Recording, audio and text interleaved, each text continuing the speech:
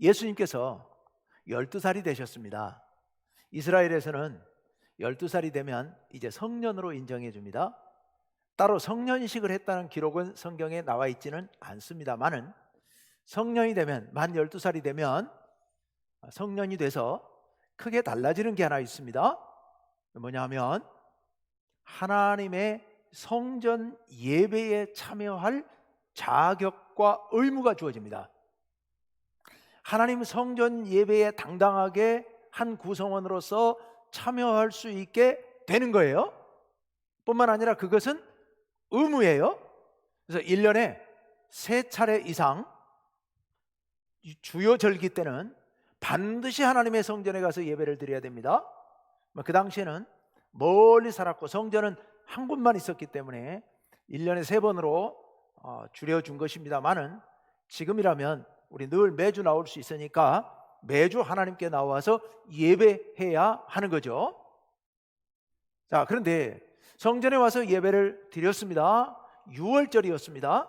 6월절에 예수님께서 부모님과 함께 성전에 올라가 예배를 드렸습니다. 6월절은 유대 명절 중에서도 제일 큰 명절. 그래서 하나님께 예배를 드렸는데 8일 동안 예배를 드립니다. 8일 동안 축제 예배를 드리고 끝났습니다. 그리고 고향으로 돌아가는 길에 예수님의 아버지 요셉과 어머니 마리아가 한참 가다 보니까 예수가 없는 거예요. 그날 해가 질 때까지 가봤는데 없는 거예요. 이거 큰일 났네요. 사람들 사이에 막 찾았는데 없습니다. 아니 근데 왜 그제서 찾았느냐? 출발할 때 챙겨갖고 같이 출발했어야지. 혹시 그런 생각이 들 수 있겠죠. 만 12살이라고는 하지만 그래도 여전히 낯선 길이고 처음 왔잖아요. 같이 데리고 가야 될 텐데 왜 부모님이 그들만 그냥 가셨을까? 그 당시에 나사렛에서부터 예루살렘 성전까지 3일길이라고 어제 말씀드렸습니다. 강도가 득실거립니다. 길이 위험합니다. 그래서 그 당시 사람들은 성전에 예배드리러 갈 때 성전 순례단을 구성을 했습니다. 마을 사람들, 지역 사람들이 모여서요. 혼자 가기엔 너무 위험하니까. 그래서 적게는 수십 명, 많게는 수백 명이 성전 순례단을 구성해서 함께 출발하고 함께 돌아옵니다. 그래서 함께 출발했고 성전에 왔고 예배를 드렸습니다. 돌아갈 시간을 정했겠죠. 어느 날 어디서 모두 만나 출발하자.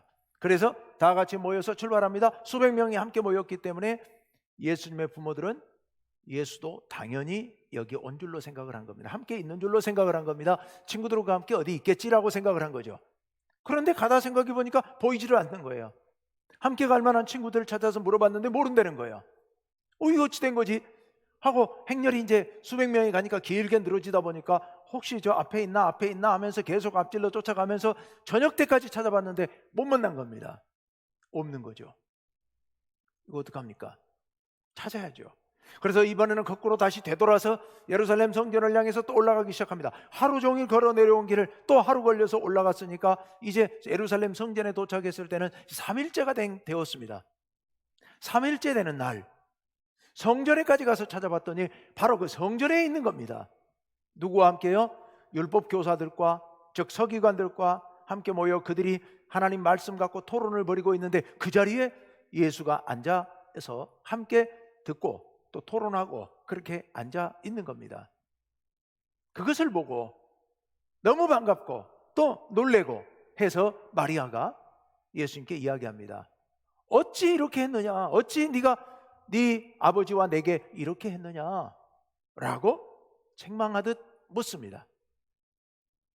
그때 예수님께서 이렇게 대답을 하시죠. 49절 말씀입니다.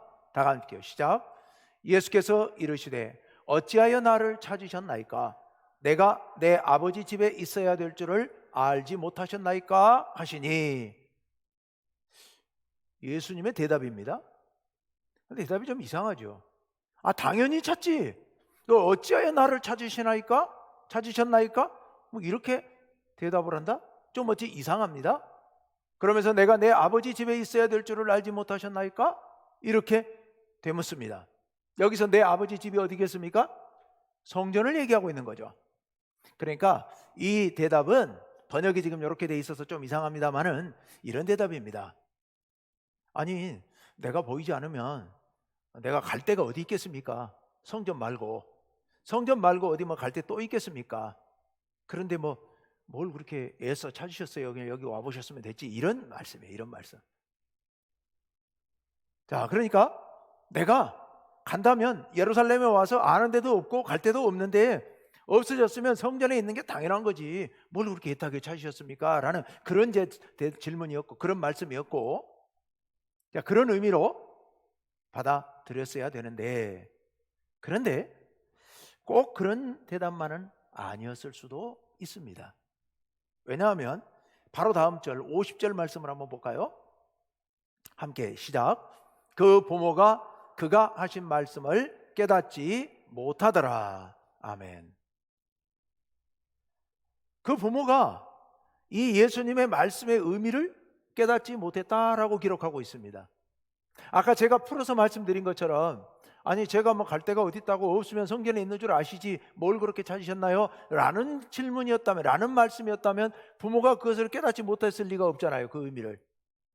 그런데 그 부모가 그 의미를 깨닫지 못했다고 말한 걸 보니까 그 의미가 그런 단순한 의미만은 아니었다는 얘기입니다. 그러면 그런 단순한 의미가 아니었다면 그건 무슨 의미일까요? 예수님께서 내가 내 아버지 집에 있어야 할 줄을 알지 못하셨나이까? 이때 이 아버지의 집이라는 것이 단순히 그냥 이스라엘 사람들이 늘 이야기하는 성전을 가리킬 때 우리 아버지 집 이렇게 이야기하는 그런 의미였는가? 그런 의미보다는 훨씬 더 깊은 의미였겠지요. 그렇다면 그게 뭘까요? 예수님께는, 여호와 하나님은, 성부 하나님은 친아버지시잖아요. 성자 예수님의 입장에서 성부 하나님은 예수님의 친아버지시죠. 그러니까 내가 내 아버지 집에 라고 표현할 때 그 말은 우리 아버지 집, 내 아버지 집, 성자인 나의 친아버지 성부 하나님의 집, 여기에 있어야 할 줄을 알지 못하셨습니까? 라는 그런 답변이라고 말할 수 있습니다. 예수님께서 아직 12살 밖에 안 되셨기 때문에 지금 예수님이 하나님의 친아들이라는 사실, 그리고 예수님께서 앞으로 감당하셔야 될 큰 사역에 대해서 구체적으로 마음속 깊이 깨닫고 자각하고 계시지는 않으셨을지도 모르겠습니다만은, 그러나 어렴풋이라도 예수님의 마음 가운데 바로 예수님께서 하나님의 아들로서 하나님께 가까이 해야 한다고 하는, 하나님의 집에 내가 있어야 한다고 하는 것을 본능적으로, 직감적으로 예수님은 강하게 느끼셨을지도 모르겠습니다. 그래서 그 마음으로 오늘 부모에게 이렇게 대답을 했던 것이죠. 예수님께서는 하나님의 아들로서 하나님의 성전, 그리고 하나님께 가까이 가 있어야 한다고 하는 이런 생각, 하나님의 성전에 가 있어야 한다고 하는 이런 생각이 그 마음 가운데 강하게 자리 잡고 있었고, 그 마음이 성장해 가고 있었던 겁니다. 그런데 예수님께서 이렇게 하나님의 성전, 하나님의 예배당, 그곳에만 반드시 내가 하나님의 아들이기 때문에 예수님의 하나님의 성전, 예배당, 반드시 그곳에만 가 있어야 된다는 그런 의미에서 이런 말씀을 하신 걸까? 예수님께서 장성하신 후에 활동하신 모습을 가만히 생각해 보면 꼭 그렇지는 않습니다. 왜냐하면 예수님은 늘 예루살렘 성전에 가서 있어야 된다고, 아예 주거지를 예루살렘으로 옮긴다든지, 아니면 예루살렘의 명절만 되면 예루살렘에 가셔가지고 내려오실 생각을 안 하신다든지, 이런 모습을 한 번도 보여주신 적이 없습니다. 예수님은 오히려 성전에서 성전을 지키고 관리하고 그곳에서 말씀을 가르치고 하는 그 사람들과는 거리를 늘 유지하셨습니다. 예수님께서 내 아버지 집에 있어야 된다고 하는, 하나님께 가까이 하고자 하는 그 마음, 그 마음의 표현은 오히려 예수님께서 전혀 다른 모습으로 보여주셨죠. 어떤 모습으로요? 예수님께서는 하나님께 늘 가까이 하기 위해서 하나님 앞에 변함없이 뜨거운 마음으로, 하나님을 사랑하는 마음으로, 하나님을 향한 뜨거운 열정으로, 하나님의 일을 이루시고자 하는 그런 열정으로 하나님께 가까이 다가가시려고 하셨지, 건물인 이 성전에 꼭 가시려고 했던 것은 아니었던 겁니다. 예수님께서 어떻게 하셨습니까? 예수님께서 하나님께 가까이 가시기 위해서 늘 기도하셨습니다. 늘 기도하셨죠. 그래서 예수님께서는 새벽마다 일어나서 기도하셨습니다. 시간이 날 때마다 기도하셨습니다. 예수님께서는 한적한 곳을 찾아서 기도하셨고, 높은 산에 올라가서 기도하셨고, 예루살렘에 가실 때마다 감람원이라고 하는 곳에 가셔서 그곳에서 자리를 정해놓고 늘 기도하셨습니다. 기도하심으로 예수님께서는 하나님과 늘 함께 하시려고 하셨던 겁니다. 기도만 하신 것이 아닙니다. 예수님께서는 일을 하실 때도 늘 하나님과 같은 마음으로 일하려고 했습니다. 예수님께서 안식일 날 아침에 베데스다 연못가를 찾아가신 적이 있었죠. 그곳에서 38년 된 병자가 연못에 물이 움직일 때 제일 먼저 들어가면 병이 낫는다는 그런 설화, 그런 전설을 듣고 거기에 빠져 병을 고치고자 하는 38년 된 병자를 만납니다. 그리고 그 병자를 고쳐주셨죠. 그날이 안식일이었습니다. 그 병자를 고쳐주신 것까지는 다 끝났는데 사람들이 갑자기 시비를 걸기 시작합니다. 왜 안식일에 그런 일을 합니까? 이렇게 제가 점잖게 얘기했습니다만은 그 사람들 하는 얘기는 그렇지 않았겠죠. 왜 안식일에 그딴 짓거리를 하고 다닙니까? 하고 막 이렇게 항의를 했겠죠. 안식일법 위반이라는 거죠. 안식일법 위반은 큰 죄고 당신은 죄인입니다 라는 그런 추궁이었죠. 그런데 예수님께서 그런 추궁에 대답을 하시면서 뭐라고 대답하십니까? 아버지께서 이제까지 일하시니 나도 일한다 라고 말씀하십니다. 아버지께서 안식일에도 일하고 계시니 나도 일한다. 예수님은 늘 하나님께서 하시는 일에 관심을 갖고 계셨습니다. 하나님께서 하시는 일을 보면서 예수님도 그 일을 본받으려고 하셨던 겁니다. 그래서 안식일에 일하시니 이제까지 일하시니 나도 이제까지 안식일이지만 일한다라고 말씀하신 겁니다. 근데 그 일이 뭐였습니까? 그 다음 요한복음 5장 뒷부분에 예수님의 말씀에 귀 기울여 보면 예수님께서는 이런 맥락의 말씀을 하십니다. 안식일에 생명을 살리는 일, 이 일을 하고 있다는 겁니다. 아버지께서 안식일에, 즉 이제까지 생명을 살리는 일을 하고 계시니 나도 생명을 살리는 일을 안식일에도 한다라고 예수님 말씀하셨던 겁니다. 하나님께서, 아버지께서 안식일에 무슨 일을 하시는지 예수님은 그 일에 깊은 관심을 갖고 계셨고, 그래서 예수님도 하나님처럼, 아버지처럼 그렇게 일하시려고 하셨던 겁니다. 예수님의 관심은 하나님께 집중되어 있었던 겁니다. 그래서 하나님께서 하시는 그 일을 예수님께서 하고자 하셨던 겁니다. 말씀 한 곳만 더 찾아볼까요? 요한복음 10장 15절 말씀 한번 띄워주세요. 요한복음 10장 15절 말씀 다 같이 한번 읽어봅니다. 시작. 아버지께서 나를 아시고 내가 아버지를 아는 것 같으니 나는 양을 위하여 목숨을 버리노라. 아멘. 하나님께서 나를 아시고 내가 아버지를 아는 것처럼 나도 너희 양떼들을 알고 너희 양떼를 위해 목숨까지 버린다, 이런 말씀이에요. 하나님께서 예수님을 아시고 예수님께서 하나님을 아시는 이런 관계, 하나님과 예수님 이렇게 서로 깊이 아는 관계. 예수님은 하나님을 알기 위하여, 하나님께서 하시는 일을 알기 위하여, 하나님께서 하시는 그 일을 알고 그 일대로 행하기 위하여서 늘 하나님께 관심을 갖고 하나님께 집중하고 있었던 겁니다. 한 곳만 더 찾아봅시다. 마가복음 14장 36절 말씀 한번 봅시다. 다 같이요. 시작. 이르시되 아빠 아버지여, 아버지께는 모든 것이 가능하오니 이 잔을 내게서 옮기시옵소서. 그러나 나의 원대로 마시옵고 아버지의 원대로 하옵소서 하시고. 아멘. 무슨 기도입니까? 예수님의 겟세마네 기도, 유명한 기도이죠. 그런데 거기서 하나님을 가리켜 예수님이 이렇게 기도합니다. 아빠 아버지. 하나님을 아빠 아버지라고 부르십니다. 그리고 셋째 줄에 보시면 내 원대로 마시고 아버지의 원대로 되기를 원합니다. 나는 정말 이 잔, 즉 십자가의 잔, 고난의 잔 마시는 거 정말 두렵고 피하고 싶습니다. 그러나 내 원대로 마시고 아버지 원대로, 아버지 뜻대로 하옵소서. 예수님은 모든 일을 하나님의 뜻대로, 아버지가 원하시는 대로 이루어지기를 간절히 갈망하는 마음으로 그렇게 살았습니다.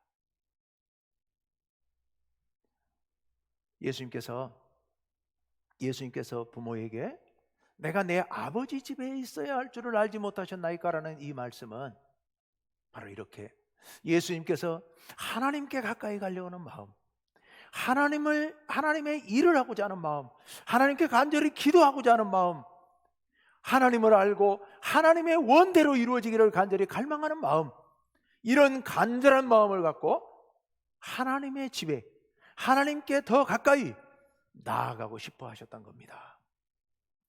여러분, 예수님의 마음은 하나님께 더 가까이 가시려는 이런 간절한 마음이셨습니다. 여러분, 우리가 올해 연초에 표를 이렇게 정했습니다. 더 가까워지게 하소서. 하나님께 그리고 이웃에게 더 가까워지게 하소서. 코로나19가 오면서 이전에 그렇지 않았던 건데 갑작스레 일상 언어가 되어버린, 가장 많은 사람들의 입에 회자되는 단어가 있다면 거리두기일 거예요. 사회적 거리두기. 지금도 또 우리가 단계적 일상 회복이다, 위드 코로나다 하다가 다시 지금 거리두기로 돌아갔습니다. 우리가 잘 아는 것처럼 사회적 거리두기 조금 하면 좀 잠잠해졌다가 조금만 더 심해지면 다시 또 확진자가 늘어나고 또 거리두기를 하면 또 줄어드는 이런 상황을 2년째 반복하고 있습니다. 이런 상황에서 거리두기 자꾸 강조하다 보니까, 그래서 예배도 좀 조심스럽고 이렇게 하다 보니까 하나님과 우리의 거리도 멀어져 가는 것 같고, 우리와 우리 이웃 사이의 마음의 거리도 멀어지는 것 같아서, 그래서 올해 우리 표를 그렇게 하지 맙시다. 사회적 거리두기, 코로나를 방지하기 위해서는 사회적 거리두기는 해야 하겠지만, 그러나 하나님과의 거리는 더 가까워져야 되지 않겠느냐. 또 우리 성도들과 우리 이웃들과 마음의 거리는 가까워져야 되지 않겠느냐. 이런 마음을 갖고, 이런 간절한 열망을 갖고 우리가 올해 더 가까워지게 하소서라는 표를 정하고 애써서 노력해 왔었습니다. 그런데 우리가 정말로 더 가까워졌을까요? 우리가 1년 동안 더 가까워졌는지 우리 자신들을 한번 깊이 돌아볼 일입니다. 우리가 왜 하나님께 더 가까워지려고 합니까? 왜 이웃에게 더 가까워지려고 합니까? 우리가 하나님께 가까워지는 것은 우리에게 정말 놀라운 복이기 때문입니다. 그것이 우리의 생명의 길이기 때문입니다. 우리 한번 말씀 한번 같이 한번 읽어봅시다. 야고보서 말씀인데요, 야고보서 4장 7절과 8절 말씀인데요, 우리 같이 한번 읽어봅시다. 시작. 그런즉 너희는 하나님께 복종할지어다. 마귀를 대적하라. 그리하면 너희를 피하리라. 하나님을 가까이 하라. 그리하면 너희를 가까이 하시리라. 죄인들아, 손을 깨끗이 하라. 두 마음을 품은 자들아, 마음을 성결하게 하라. 아멘. 여기 말씀 보면 마귀를 가까이 할 거냐, 하나님을 가까이 할 거냐, 둘 중에 하나를 선택하라는 말씀입니다.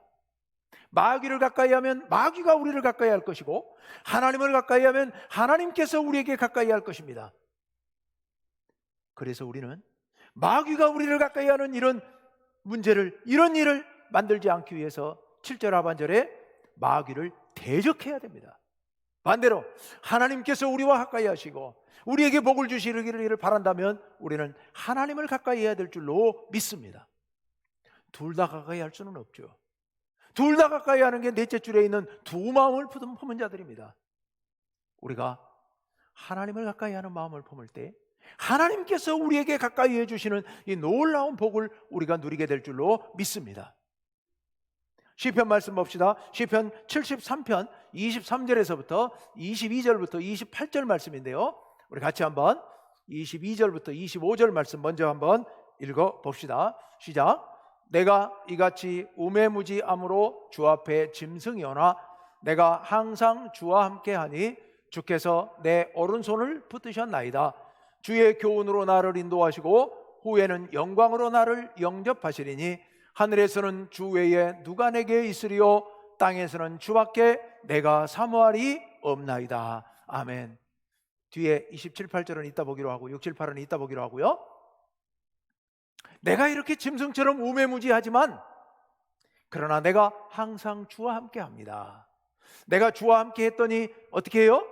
주께서 내 오른손을 붙드셨나이다.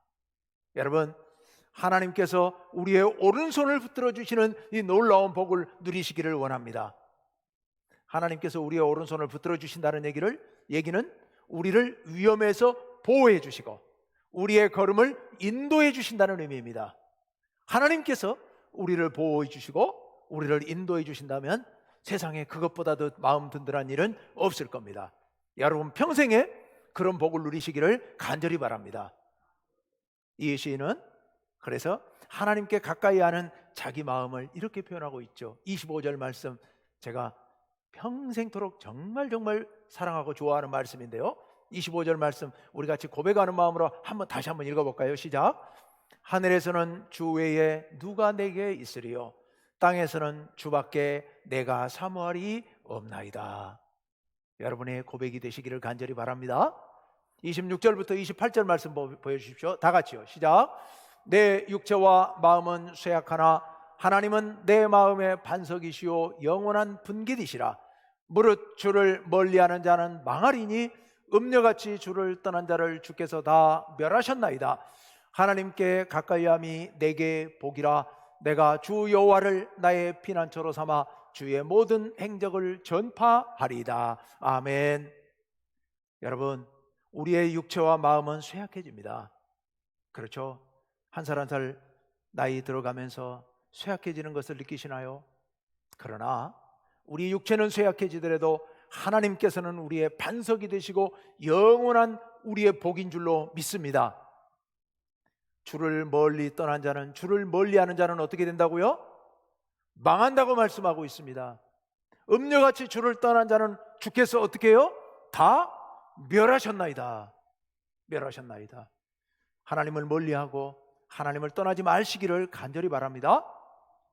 28절 마음에 꼭 새겨두실 말씀입니다. 빨간 글씨로 되어 있는 부분 다 같이요. 시작. 하나님께 가까이함이 내게 복이라. 아멘.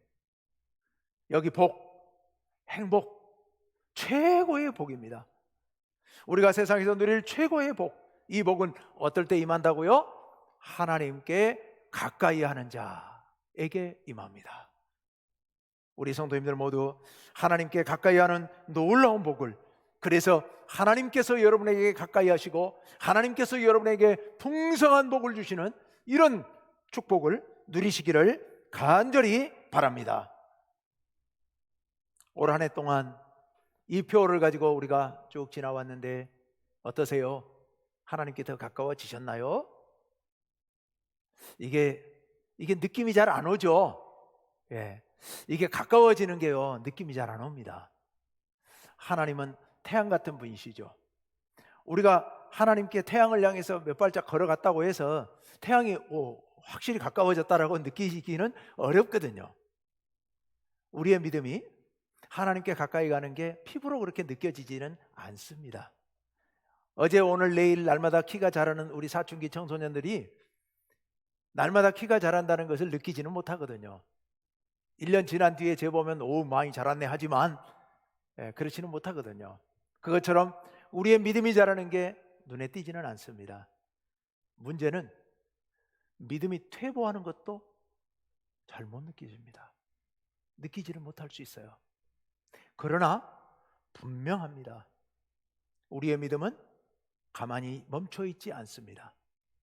반드시 자라거나 아니면 퇴보합니다. 여러분의 믿음이 올 한 해 동안 많이 성장하셨기를 간절히 바랍니다. 뿐만 아니라 내년에, 내후년에 계속해서 쉬지 않고 성장해 가시기를 간절히 바랍니다. 그래서 하나님께 더 가까워지시기를 간절히 바랍니다. 하나님께 가까워지시는 것이 최고의 복입니다. 하나님께 가까이 하시면 하나님께서도 여러분을 가까이 하실 줄로 믿습니다. 그렇게 하실 때 여러분의 삶은 진정 복된 참 행복의 삶을 살아가게 되실 줄로 믿습니다. 그러기 위해서 늘 깨어 기도하시길 바랍니다. 늘 말씀을 가까이 하시길 바랍니다. 날마다 제가 보내드리는 말씀 묵상 계속 들으십시오. 이게요, 습관이 돼야 돼요. 습관이 되면 엄청난 힘을 발휘할 수 있습니다. 딱 시간을 정해놓고 자리를 정해놓고 계속 하시면 이게 습관이 되고, 습관이 되면 변화가 오기 시작합니다. 하루아침에 되는 게 아니에요. 끈기가 필요합니다. 말씀을 읽으십시오. 지금 통독 하시다가 또 멈춰있는 분이 계실지 모르겠는데요, 계속 쉬지 말고 하십시오. 계속해야 엄청난 힘이 됩니다. 저는 그거 확신합니다. 제가 아침 묵상을 거의 하루에 2시간씩 매일같이, 보통 힘든 일이 아닙니다만은 제가 계속합니다. 이유는 어느 한 가지도 계속하지 않고는 성장하지 않는다는 걸 알기 때문에, 저도 하루에 2시간씩 계속 그걸 준비하면서 이렇게 하지 않으면 제가 성장하지 않는다는 걸 알기 때문에 제 성장을 위해서 제가 이거 끈기 있게 계속합니다. 여러분 계속 말씀 묵상하시고 말씀을 읽으십시오. 하나님께 예배드리는 일, 말씀을 실천하는 일 쉬지 않고 계속해 가십시오. 그럴 때 눈에 보이지는 않지만 어느 순간 키가 훌쩍 자라있는 사춘기 청소년처럼 여러분의 믿음이 자라있게 될 것이고, 여러분이 하나님께 더 가까워진 것을 느끼실 때가 있을 줄로 믿습니다. 우리 충북교회 모든 성도님들, 날마다 하나님께 더 가까워지시는 성도님들 되시기를 간절히 바라면서 오늘 49절 말씀을 우리 다시 한번 읽어봅시다. 이 말씀의 의미가 무슨 의미인지를 여러분 깊이 새기면서 다시 한번 49절 말씀 다 같이요, 시작. 예수께서 이르시되 어찌하여 나를 찾으셨나이까? 내가 내 아버지 집에 있어야 될 줄을 알지 못하셨나이까? 하시니. 아멘.